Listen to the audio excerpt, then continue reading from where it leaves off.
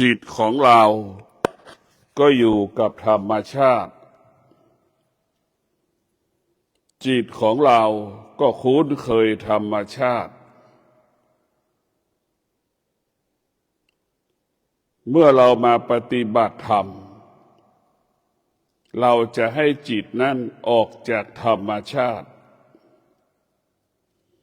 ให้จิตออกจากธรรมชาติให้จิตเห็นธรรมชาติให้จิตเห็นธรรม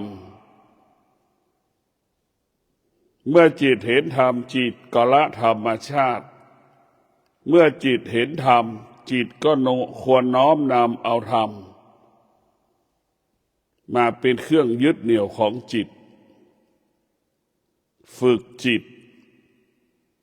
ให้จิตละธรรมชาติอะไรที่เป็นธรรมชาติมันไม่เที่ยง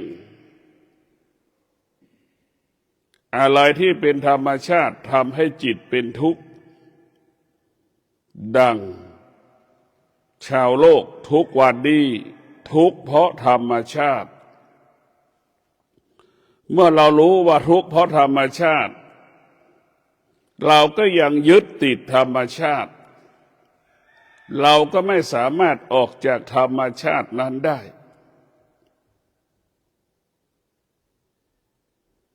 เพราะธรรมชาติเราคุ้นเคยมันเหมือนแม่คุ้นเคยกับลูกลูกคุ้นเคยกับแม่นั่นเป็นธรรมชาติหากแม่ได้ฝึกจิตอบรมจิตแม่จึงเข้าใจความจริงที่อยู่เหนือธรรมชาติกับความจริงของธรรมชาติความจริงของธรรมชาตินั้นเราเข้าไปยึดติดเข้าไปยึดมั่นในธรรมชาติเช่นพ่อแม่สามีภรรยาลูก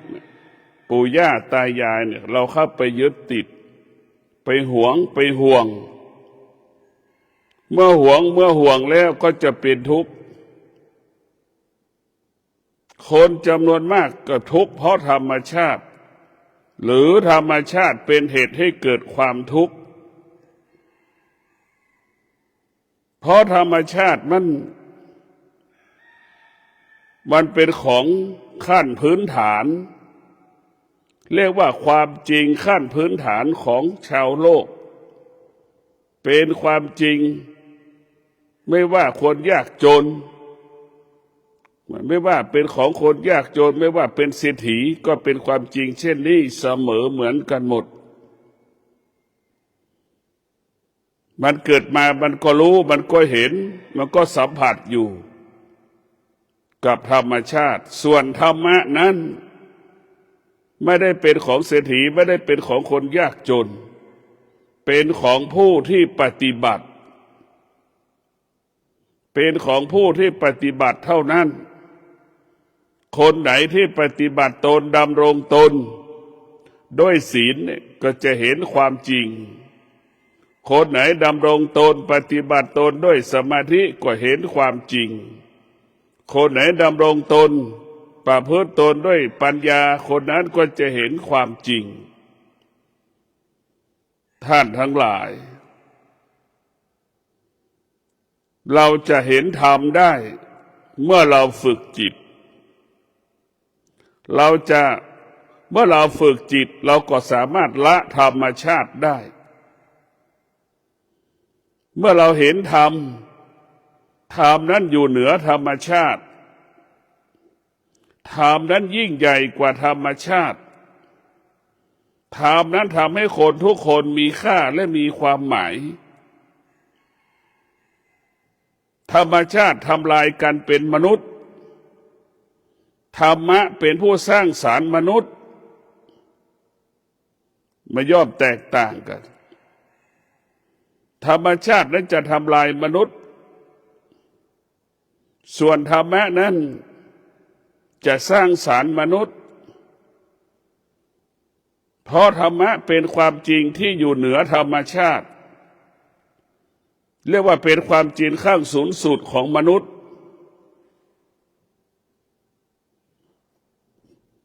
บุคคลที่เห็นธรรมรู้ธรรมเข้าถึงธรรมจึงเห็นโทษของธรรมชาติที่จิตเข้าไปยึดติดที่กายเข้าไปยึดติดดังสามีภรรยายึดติดซึ่งกันและกันพ่อแม่ยึดติดซึ่งกันและกันปู่ย่าตายายยึดติดในลูกในหลานซึ่งกันและกันเข้าไปยึดติดแล้วนี่มันก็ออกไม่ได้ทั้งที่ธรรมชาตินั้นมันก็ต้องมีการพัดพรากจากกันเช่นตื่นเช้ามาลูกหลานก็ไปเรียนหนังสือนี่คือการพัดพรากเกิดขึ้นแล้วตื่นเช้ามาพ่อแม่ก็ออกไปทำงานนี่คือการพัดพรากเกิดขึ้นแล้วนี่คือให้เราเห็นสิ่งเหล่านี้ที่สุดธรรมะนี่จะบอกสอนให้เรารู้เรื่องธรรมชาติบอกสอนให้เราว่าธรรมชาติไม่สามารถเป็นที่พึ่งของเราได้ธรรมชาติไม่สามารถเป็นที่พึ่งของเราได้ธรรมชาติเป็นเพียงแค่เครื่องมืออำนวยความสะดวกในการดำรงตนเช่นแม่มีลูกแม่ก็จะลูกจะได้ดูแลแม่ตอนแก่นี่แหละคือธรรมชาติของมันหากลูกนั้นไม่มีธรรมะลูกอาจจะละแม่ก็ได้ไม่ดูแลแม่ก็ได้ใช่ไหมลูกที่มีธรรมะก็จะดูแลพ่อแม่ธรรมชาติมันสิ่งที่กำกับธรรมชาติควบคุมธรรมชาติก็คือธรรมะเช่นลูกคนไหนดำรงตนด้วยศีลเนี่ยมันจะบังคับให้ลูกคนนั้นดูแลพ่อแม่เลี้ยงดูพ่อแม่สนใจใส่ใจพ่อแม่ไม่ทำพ่อแม่ร้องไห้เสียใจลูกที่มีธรรมะก็คือมีศีลมีสมาธิมีปัญญาจะเคารพพ่อแม่ให้เกียรติพ่อแม่สิ่งใดที่พ่อแม่อบรมสั่งสอนก็พยายามปฏิบัติตนประพฤติตนอยู่ในเงื่อนไขข้อที่แม่อบรมสั่งสอนอันนี้แหละคือลูกที่มีธรรมะก็จะปฏิบัติตนเป็นไปตามหลักของธรรมชาติดังแม่แก่ลูกก็เลี้ยงแม่ตอนที่ลูกเป็นเด็กทารกแรกเกิดแม่ก็เลี้ยงลูกอันนี้แหละคือธรรมชาติของมันเป็นเช่นนี้ธรรมะจึงเป็นผู้ควบคุมธรรมชาติแล้วก็ให้มนุษย์อยู่เหนือธรรมชาติบอกสอนให้เราอยู่เหนือธรรมชาติจะไปตกอยู่ใต้อำนาจของธรรมชาติทุกวันเราตกอยู่ใต้อำนาจของธรรมชาติความโลภความโกรธความหลงเราตกอยู่ใต้อำนาจของธรรมชาติ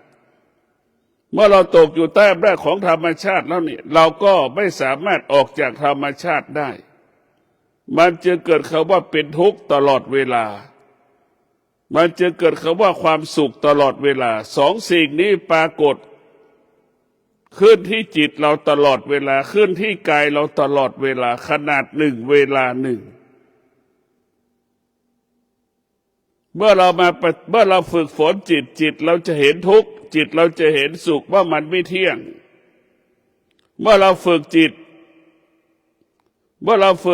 จิตมันจะเห็นทุกข์เห็นสุข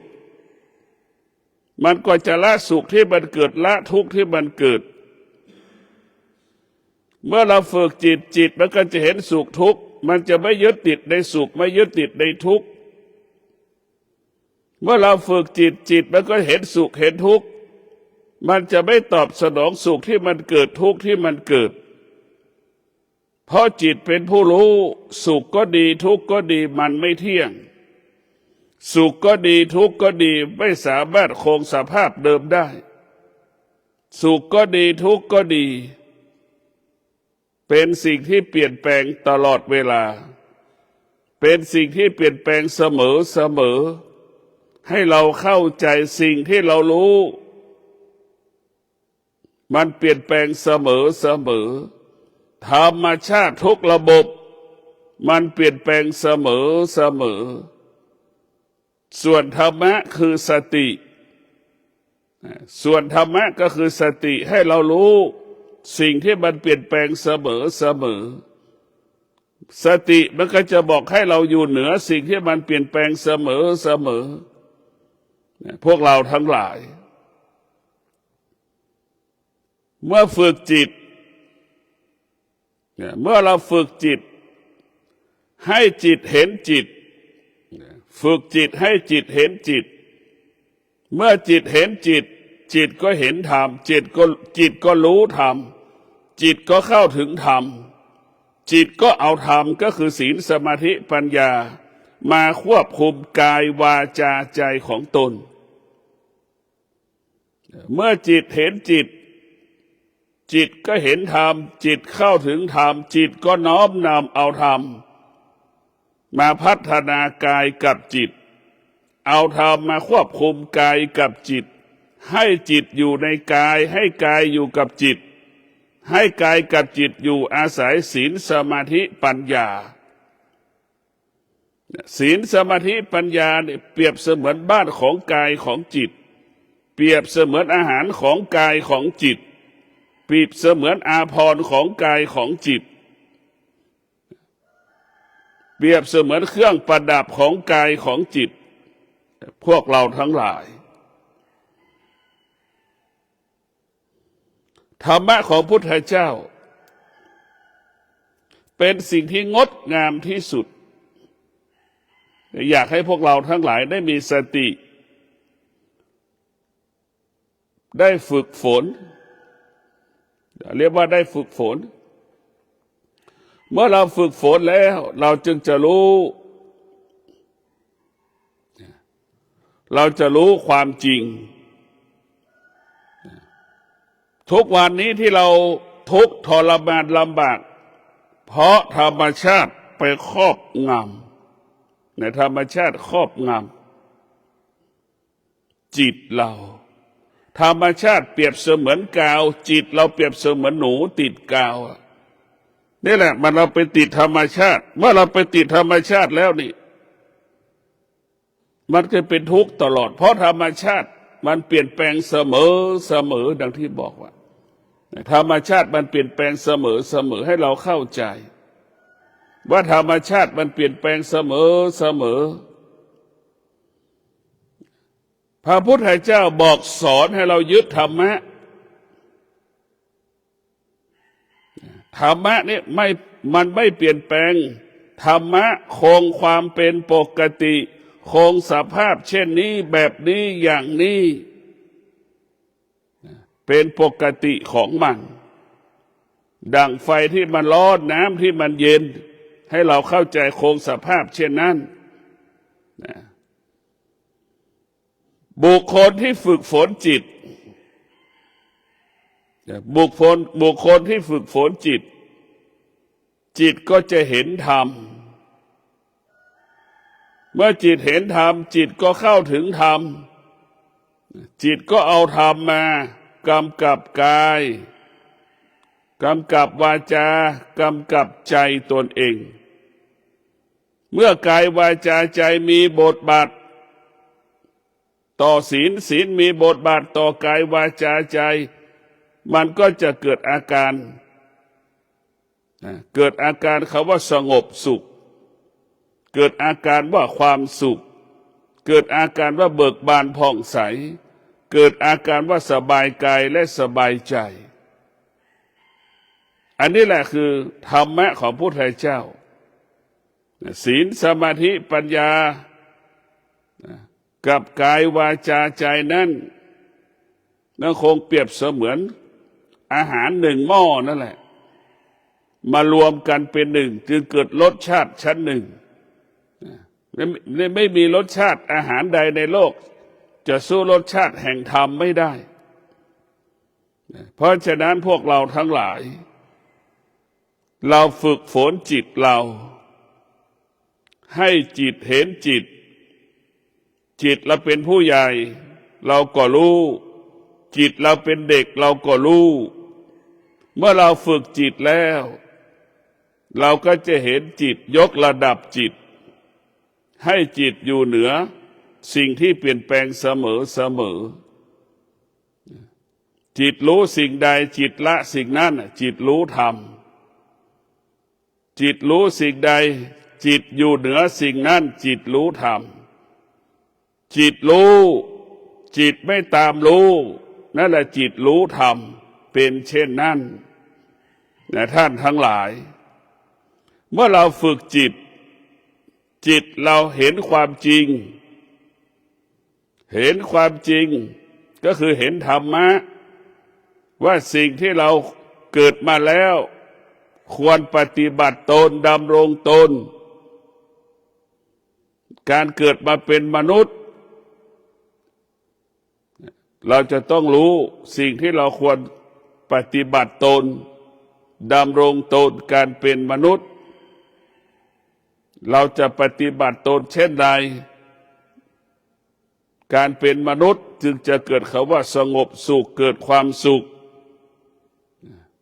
พระพุทธเจ้าจึงได้เอาศีลมาเป็นวางรากฐานให้มนุษย์เอามาเป็นข้อปฏิบัติพุทธเจ้าจึงได้ค้นพบว่าศีลนั้นเป็นคำบัญญัติของโลกบุคคลที่เกิดมาโลกใบนี้ต้องประกอบไปด้วยศีลทั้ง5 ข้อการเกิดมาเป็นมนุษย์จึงเกิดคำว่าความสุขที่บริสุทธิ์เป็นความสุขที่บริสุทธิ์มนุษย์ทุกคนเกิดมาต้องการความมั่นคงต้องการความปลอดภัยนี่อันนี้คือมนุษย์เมื่อมนุษย์ต้องการความมั่นคงต้องการความปลอดภัยมนุษย์ต้องรักษาศีลดำรงตนด้วยศีลคำว่าความมั่นคงจึงเกิดขึ้นกับมนุษย์ผู้นั้นความปลอดภัยจึงเกิดกับมนุษย์ผู้นั้นมนุษย์เกิดมาแล้วต้องอาศัยปัจจัย4พึ่งพาปัจจัย4มนุษย์จึงแสวงหาปัจจัย4มาเลี้ยงชีพดำรงชีพมนุษย์เกิดมาแล้วหวงแหนทรัพย์สมบัติปัจจัย4ที่หามาได้ยากลำบากมันเกิดความว่าหวงแหนอีกพระพุทธเจ้าก็รู้ว่ามนุษย์ทุกคนเกิดมาก็หวงทรัพย์สมบัติที่ตัวเองหามาได้หวงแหนทรัพย์สมบัติที่หามาได้พระพุทธเจ้าก็บอกเราว่าเมื่อคนทุกคนรักและหวงสมบัติตัวเองหวงแหนสมบัติตนเองมนุษย์ผู้นั้นก็เป็นต้องรักษาศีลอีกรักษาศีลเท่านั้นเราจึงรักษาทรัพย์สมบัติของเราได้ถ้าคนทุกคนดำรงตนด้วยศีลแล้วทุกคนจะแสวงหาทรัพย์สมบัติ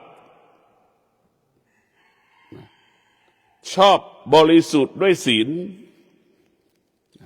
เมื่อเรามีทรัพย์มีสมบัติเราครอบครองทรัพย์สมบัติก็ง่ายก็สะดวกเมื่อเรามีทรัพย์มีสมบัติแล้วเราก็ไม่หวงเราก็ไม่ยอมยินยอมให้บุคคลใดที่จะมาเบียดเบียนทรัพย์สมบัติของเราได้อันนี้เป็นสิ่งที่ดีเป็นสิ่งที่งดงามเพราะฉะนั้นพวกเราทั้งหลายมนุษย์ทุกคนเกิดมาก็ต้องอาศัยปัจจัย4การหามาซึ่งปัจจัย4มันยากลำบากมนุษย์ก็หวงไม่ให้บุคคลใดมายึดมั่นถือมั่นไม่ให้มาเบียดเบียนทรัพย์สมบัติของตนเองเราไม่ยอมพระพุทธเจ้ามาให้เราเมื่อให้เรารักษาศีลเราจะรู้ความจริงว่าทุกคนก็หวงแหนสมบัติตนเองธรรมะของพระพุทธเจ้าจึงว่าด้วยเรื่องการจัดการบริหารชีวิตเบื้องต้นถ้าเรารักษาศีลทุกวันเราก็ปกติทุกวันเรารักษาศีลเราก็ปกติทุกวันเรามีสมาธิเราก็ปกติทุกวันเรามีปัญญาเราก็ปกติทุกวันศีลสมาธิปัญญาควบคุมกายวาจาใจเรา ให้เราคิดดีพูดดีทำดีประกอบไปด้วยศีลสมาธิปัญญาคิดดีพูดดีจึงเป็นความจริงเมื่อเราพูดความจริงทุกคนก็ยอมรับทุกคนก็ต้อนรับความจริงสิ่งที่เราพูดนำไปปฏิบัติดังพระพุทธเจ้ารู้ความจริงเห็นความจริงเอาความจริงมาประกาศบอกให้คนทั้งโลกได้ปฏิบัติตนประพฤติตนจึงพบคำว่าสงบสุขเป็นสิ่งที่มนุษย์ต้องการและปรารถนาเพราะฉะนั้นพวกเราทั้งหลายสุขเป็นเรื่องของธรรมชาตินะความสุขเป็นเรื่องของธรรมชาติส่วนธรรมะนั่นเป็นส่วนเรื่องความสงบสุขเป็นเรื่องของธรรมะความสงบสุขเป็นเรื่องของธรรมะความสุขเป็นเรื่องของธรรมชาติให้เราเข้าใจวัวควายช้างม้ามันก็ต้องการความสุขมนุษย์ก็ต้องการความสุขเหมือนกันธรรมชาติมันเป็นขั้นพื้นฐานส่วนความสงบนั้นมันเกิดจากมนุษย์ที่มีธรรมะหรือธรรมะเป็นเหตุให้เกิดความสงบความสงบเป็นเรื่องของธรรมะเช่นเรารักษาศีล5 ข้อนี่แต่งัวควายช้างม้ามันไม่สามารถรักษาศีลได้งัวควายช้างม้ามันไม่สามารถใช้สมาธิได้งัวควายช้างม้าไม่สามารถทำให้เกิดปัญญาได้แต่มนุษย์นี่มันยิ่งใหญ่กว่างัวกว่าควายเป็นล้านเท่าแสนเท่าเปรียบเทียบไม่ได้มนุษย์เกิดมาแล้วถ้ามีธรรมะก็จะยิ่งใหญ่หากมนุษย์เกิดมาแล้วไม่มีธรรมะไม่มีศีลไม่มีสมาธิไม่มีปัญญาก็เสมองัวเสมอควายเหมือนกันหมดความสุขเนี่ยมันเป็นเรื่องธรรมชาติทั้งสิ้นเหมือนงัวควายช้างม้าถึงเวลาผสมพันธุ์น่ะคนก็เช่นเดียวกันก็เป็นเช่นนั้นแหละมันเป็นธรรมชาติเมื่อเรามีธรรมะส่วนธรรมะจะให้เราเห็นสิ่งที่เราให้เรารู้เราเห็นสิ่งที่เราสัมผัสเช่นเรามีครอบครัวนี่มันเป็นทุกข์เรามีลูกเราเป็นทุกข์เรามีหลานเป็นทุกข์เราเป็นพ่อเป็นแม่เป็นทุกข์เป็นปู่ย่าตายายเป็นทุกข์เนี่ยแล้วว่าเป็นทุกข์ทั้งสิ้นท่านทั้งหลายต้องมีสติรู้แต่ถ้าเรามีธรรมะเราจะเข้าใจแล้วว่าเข้าใจเมื่อเข้าใจเราไม่เข้าไปยึดติดเช่นมีลูกเราก็ทำหน้าที่การเป็นแม่สมบูรณ์แบบเราจะไม่ยึดติดในตัวตนของลูกเราจะไม่ยึดติดเมื่อเรายึดติดเราก็เป็นทุกข์เราทำหน้าที่การเลี้ยงดูสมบูรณ์แบบทำหน้าที่การอบรมสั่งสอนเลี้ยงสมบูรณ์แบบทำทุกอย่างให้มันสมบูรณ์แบบหมดทุกอย่างแค่นี้ก็ประเสริฐเพราะฉะนั้นพวกเราทั้งหลายผู้ที่มีศีลมีสมาธิมีปัญญานั้นจะดำรงตนปฏิบัติตนทำหน้าที่ในบ้านคือดูแลพ่อแม่ทำหน้าที่ในบ้านกวาดล้างเช็ดถูนี่แหละศีลสมาธิปัญญาเราฝึกจิตให้จิตเกิดปัญญาเราดำรงตนปฏิบัติตนในบ้านนอกบ้านให้เสมอกันในบ้านก็หมายความว่าเราเก็บกวาดทำความสะอาดบ้านเราดูแลพ่อแม่เราเลี้ยงดูพ่อแม่เก็บกวาดล้างเช็ดถูทุกอย่างเรียกว่าลูกที่มีธรรมะลูกนั้นจะเป็นลูกจ้างของพ่อแม่ให้จดจำไว้แล้วว่าลูกที่มีธรรมะลูกคนนั้นจะเป็นลูกจ้างลูกจะเป็นลูกจ้างทำทุกอย่างให้พ่อแม่ของตนลูกคนไหนที่ไม่มีธรรมะลูกคนนั้นจะเป็นนายจ้างของแม่ลูกที่ไม่มีธรรมะจะให้แม่เป็นลูกจ้างเห็นไหมส่วนมากแม่เป็นลูกจ้างทุกวันนี้ของลูก แม่อายุ60ก็ยังเป็นลูกจ้างของลูกอยู่ทำทุกอย่างให้ลูกแม่อายุ70แม่ก็ยังเป็นลูกจ้างของลูกอยู่ไหมแม่ก็ไม่มีธรรมะลูกก็ไม่มีธรรมะมันก็เป็นเช่นนี้ลูกที่มีธรรมะก็คือมีศีลมีสมาธิมีปัญญาเป็นลูกจ้างของแม่เราจะต้องดูแลในบ้านเราจะต้องดูแลในบ้านมีประกอบด้วยแม่ของเราพ่อของเราบ้านของเราต้องสะอาดถ้วยช้อนชามล้างห้องน้ำห้องส้วมกวาดล้างเช็ดถูนี่แหละลูกที่มีธรรมะจะเป็นลูกจ้างของแม่แม่มีธรรมะแม่ก็จะเป็นนายจ้างของลูกทุกวันนี้ลูกก็ไม่มีธรรมะแม่ก็ไม่มีธรรมะมันจึงเป็นปัญหาทุกวันนี้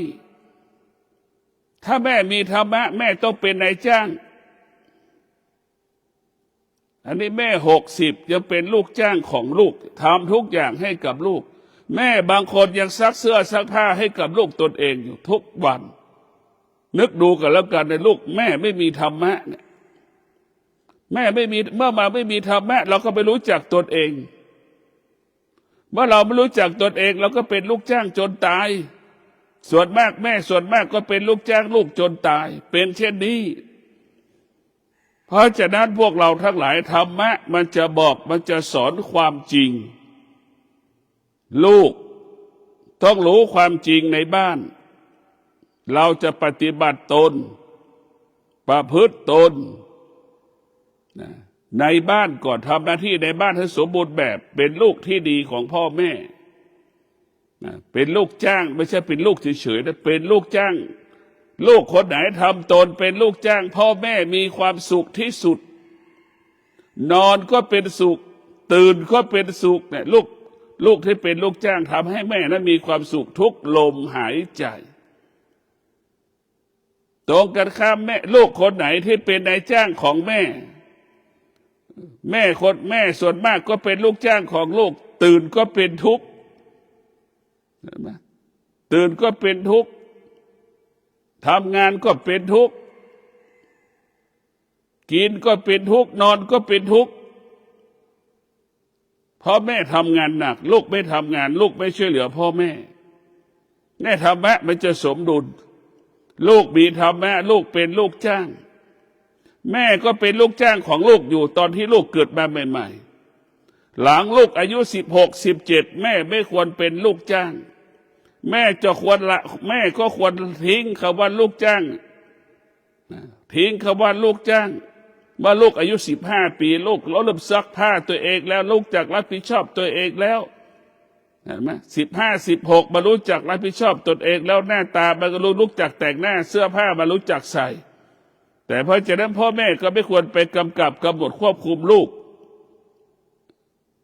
แม่พอลูกอายุ15แม่ก็ต้องเริ่มละเริ่มวางเริ่มปล่อยฐานะลูกจ้างพอลูกอายุ20แล้วแม่ก็ควรจะทำตนเป็นนายจ้างที่สมบูรณ์บริบูรณ์แล้วลูกจักรับผิดชอบตนเองอันนี้แม่ทุกวันนี้แม่เป็นลูกจ้างลูกจนตายทำอาหารให้ลูกกินทุกวันอายุ60 70ซักเสื้อผ้ากวาดบ้านถูบ้านให้ลูกอีกนี่แหละลูกพ่อแม่ไม่มีธรรมะก็จะเป็นเช่นนี้ไม่รู้จักตนเองถ้าเรามีธรรมะเรารู้ความจริงว่าตนแลเป็นที่พึ่งแห่งตนไม่มีใครหรอกไม่ต้องการคำว่าความสะอาดมนุษย์ทุกคนก็ต้องการความสะอาดเสมอเหมือนกันหมดเพราะฉะนั้นทุกคนจะต้องจัดการตนเองอาศัยตนเองไม่มีใครใส่เสื้อเปื้อนไปในที่สาธารณะมันไม่มีแต่คนบ้าเท่านั้นคนดีเขาจะไม่ใส่นี่ให้เรารู้แบบนี้พวกเราทั้งหลายเมื่อเรารู้เช่นนี้แล้วเราก็จะรู้ความจริงเห็นความจริงธรรมะจะบอกสอนให้เรานั้นเห็นความจริงในบ้านเห็นความจริงนอกบ้านในบ้านคือเป็นลูก ตื่นมาก่อนพ่อแม่ทำงานบ้านทุกอย่างให้กับพ่อกับแม่เห็นความจริงนอกบ้านคือหน้าที่เราจะต้องมีสติในทำหน้าที่ที่เราไปเข้าสู่องค์กรต่างๆสถานที่ต่างๆให้มันสมบูรณ์แบบให้เรารู้แบบนี้รู้จักหน้าที่ตนเองฝึกจิตให้จิตรู้ความจริงทำที่เราควรทำหนึ่งในบ้านสองนอกบ้านมีแค่นี้แหละไม่มีเรื่องใหญ่ให้เราท่องไปเลยทำที่ควรทำคือในบ้านและนอกบ้านนอกบ้านเป็นเรื่องอาชีพเป็นเรื่องหน้าที่ในบ้านเป็นเรื่องหน้าที่ที่เราจะต้องปฏิบัติต่อพ่อต่อแม่เช่นไรเราฝึกจิตให้จิตรู้ความจริงสิ่งที่จิตควรรู้แล้วควรสะสมสั่งสมจิตที่ฝึกจิตก็จะเห็นธรรมสะสมธรรมสั่งสมธรรมธรรมก็คือศีลธรรมก็คือสมาธิธรรมก็คือปัญญาจิตมันจะบอกให้เราสะสมสั่งสมธรรมก็คือศีลรักษาศีลนะทุกวันก็คือการสะสมสมบัติสะสมสั่งสมสมบัติศีลคือสมบัติของเราเมื่อเรารักษาศีลเราจะมีทรัพย์เราจะมีสมบัติเรารักษาศีลนั้นจะนำมาซึ่งทรัพย์สมบัติทุกวันที่เราไปสะสมสิ่งที่นอกกายเสื้อผ้าเครื่องอุปโภคเครื่องบริโภคเครื่องอำนวยความสะดวกมากมายมหาศาลสิ่งเหล่านี้เป็นของนอกกายฝึกจิตให้จิตรู้ความจริงเห็นความจริงก็คือให้เรารับรู้สิ่งที่ควรสะสมสั่งสมก็คือศีลสมาธิปัญญามันอยู่ที่กายมันอยู่ในกายศีลสมาธิปัญญามันติดกายของเรามันติดที่จิตของเราให้เราสืบเนื่องต่อเนื่องศีลสมาธิปัญญาตลอดเวลามันสืบเนื่องต่อเนื่องอยู่ในกายเราตลอดมันไม่ได้อยู่นอกกายศีลไม่ได้อยู่นอกกายธรรมะไม่ได้อยู่นอกกายธรรมะอยู่ในกายเราหมดมันจึงเกิดคำว่าธรรมะที่แท้จริงเกิดขึ้นที่กายธรรมะที่แท้จริงเกิดขึ้นที่กายธรรมะที่แท้จริงเกิดขึ้นที่กายเมื่อเราเห็นกายเราก็จะเห็นธรรมเมื่อเราเข้าถึงกายเราเข้าถึงธรรมแล้วธรรมะจะบอกให้เราแบบนี้อย่างนี้เพราะฉะนั้นพวกเราทั้งหลายเราต้องมีสติว่าศีลสมาธิปัญญานี่แหละจะทำให้ชีวิตเรามีค่า